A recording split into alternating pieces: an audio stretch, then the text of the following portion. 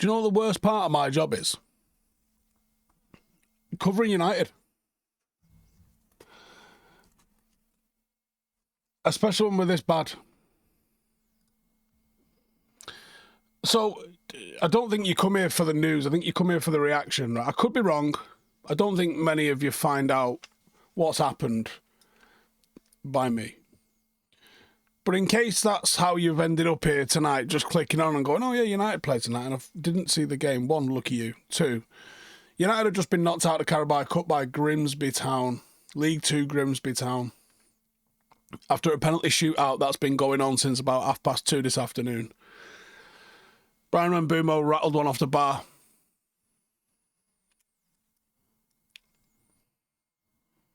And United are out. And honestly, it doesn't even feel like a shock or a freak result at this point. It feels like a natural consequence of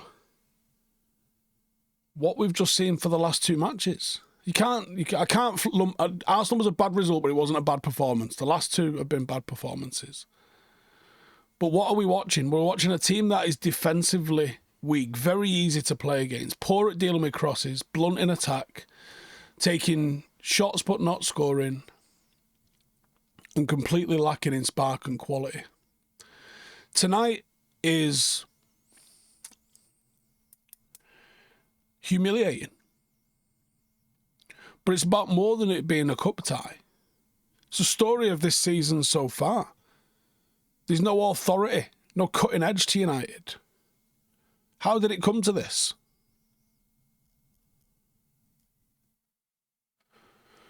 Gaffer's going to get all sorts of stick.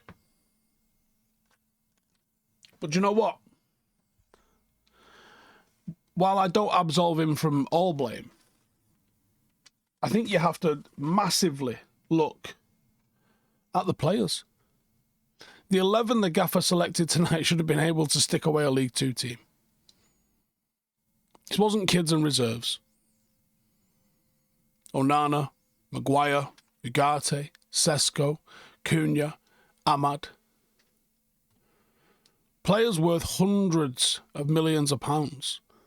Hundreds of thousands per week in salaries. Not kids and reserves. Stiffs.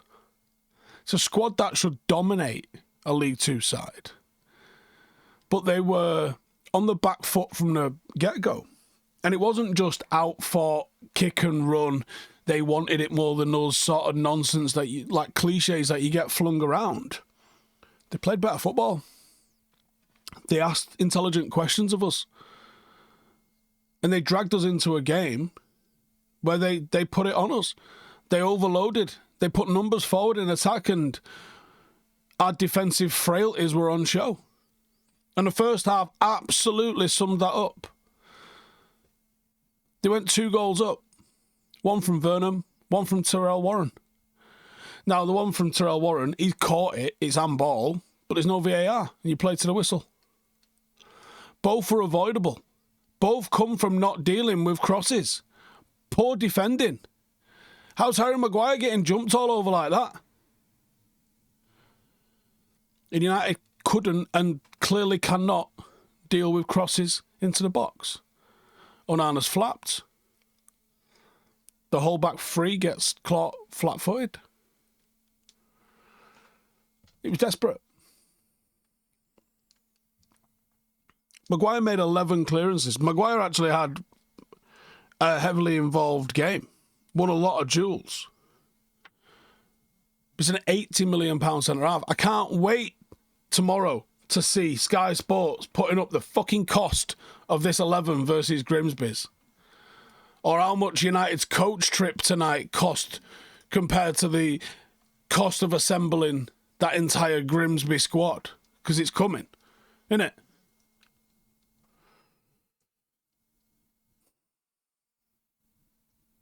We've been vulnerable from crosses in every game this season.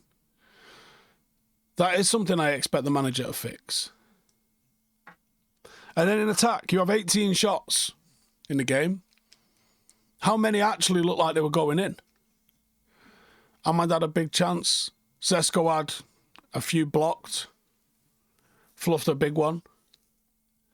Haven't had one from point blank range. United did create enough to win the game twice, to be honest with you.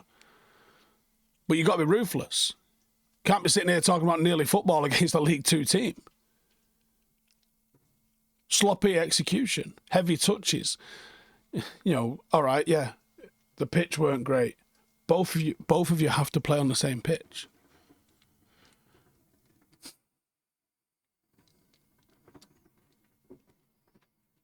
United spark seemed to come with the substitutions.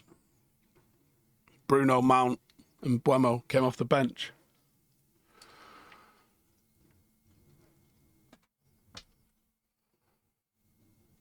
And the gaffer's going to be under... he was today, for a match day, the amount of nonsense, because of the Bruno and the Menu situation and the results so far this season.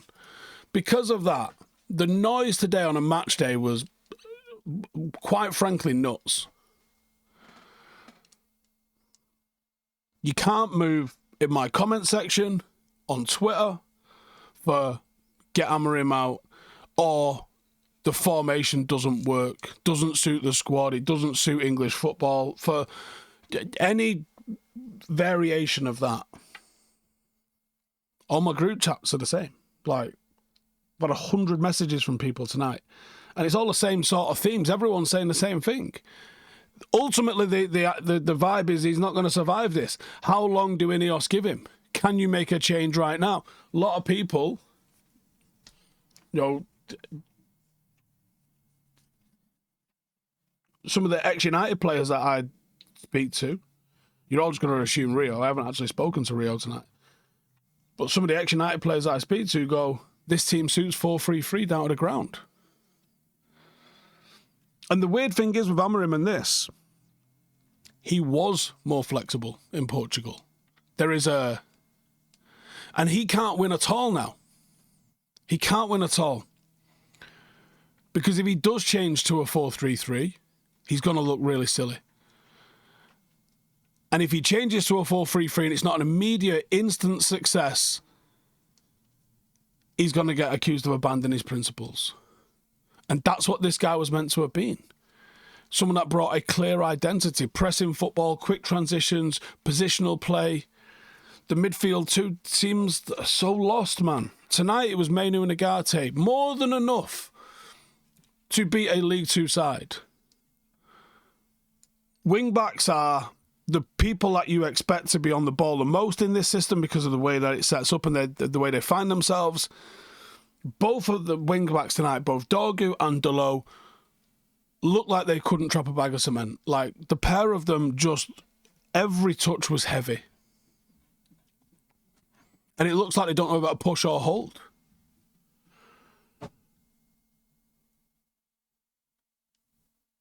The problem is, the more this goes on, the further we look from getting this right. The further we look from... like, I can't sit here today and say, do you know what? We lost and it was bad, but I saw X. Because I didn't see anything tonight. I didn't see anything that I go, do you know what? I saw this pattern.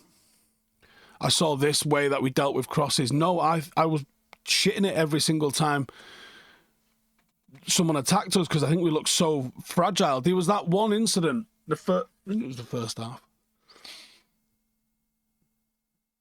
It might have been the second half, actually, where they got 3v1. Now, you know the defensive principles by now, I think. It's where Harry Maguire stepped in and he played it round him. And then the geezer goes in at the box and he is 3 versus, I think it's Aiden Heaven. 3v1. You should never get caught 3v1. The fact it's a League Two team that's getting you 3v1 is insane.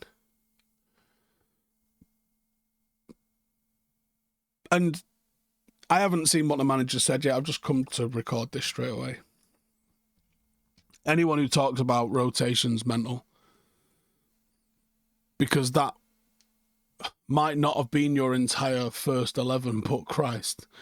If they're not good enough to beat Grimsby, they're not Manchester United players. If you can't handle Grimsby, what are you going to do at Anfield? Rotation's not the problem. Standards are.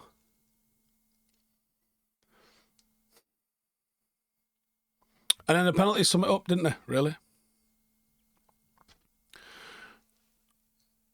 We didn't miss many, but they were nervy. And Nana got a hand to a few of them, but... And yeah, the bit you can't ignore. Fans are fuming. Nobody's talking about, well, at least we fought back. It's embarrassing. It's absolutely embarrassing. It feels rudderless. And it's such a 180 flip from the positivity of the slight positivity in the midst of a loss. So what now? This season looks like it is unravelling quick.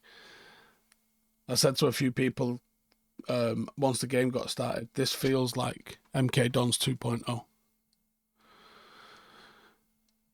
I think Amorim needs a midfielder for this system to work.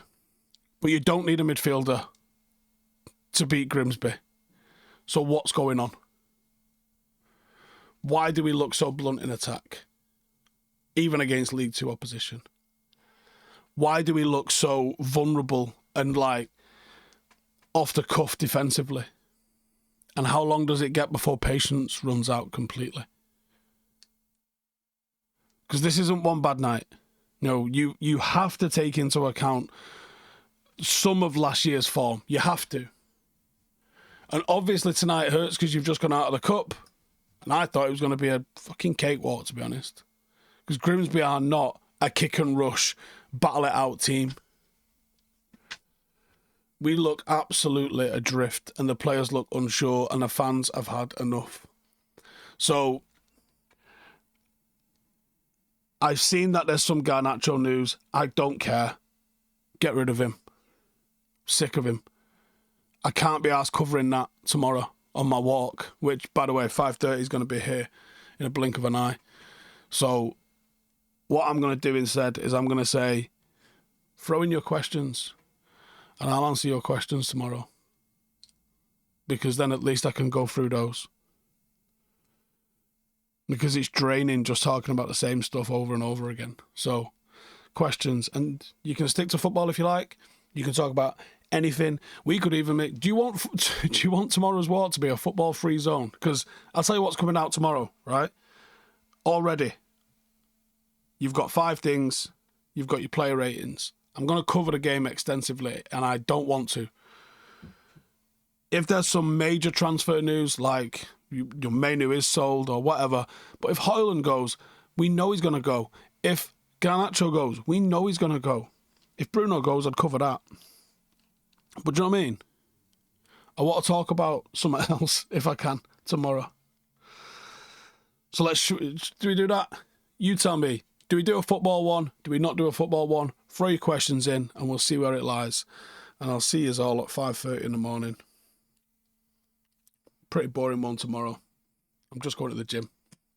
So it's a short walk, but we'll do the vid on the way. Sound like a plan? Nice one. Subscribe, get your comments in, get your questions in. I'll see you very early in the morning. Laters.